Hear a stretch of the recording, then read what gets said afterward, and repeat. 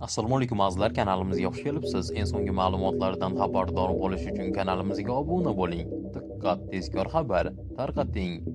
Men shokdaman. Bugungi hikoyadan tilim ojiz. Va'da beraman sizlarga.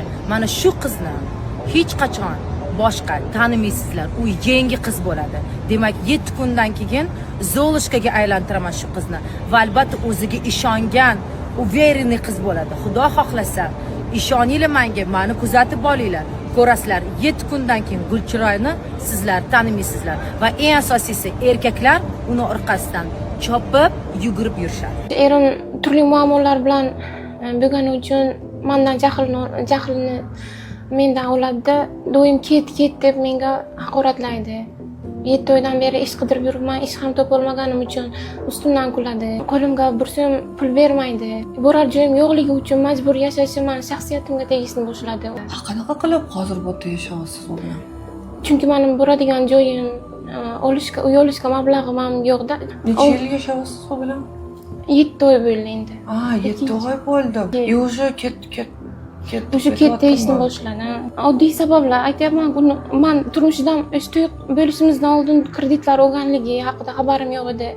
Undan keyin hozir bu yoqqa kelib, meni ishdan bo'shatib kelib, bu yoqqa Toshkentga keldik. Oylik maoshi juda ham kam, ro'zg'orga yetmaydi.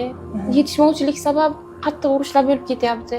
Hattoki jahli chiqib qo'liga kelgan narsani otib ketadigan darajada urushlar bo'lib ketyapti. Birinchi onamning uylariga qizimni qo'yib kelganimda, o'shani olib kelish uchun bordik.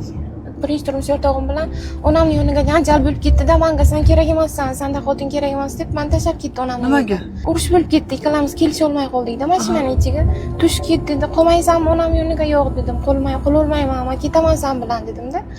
Keyin shunga janjal bo'lib ketdi-da, meni haqoratlab tashlab ketdi onamning uyiga. U yoqda ham janjallar bo'lib ketdi-da, meni urib ketdi.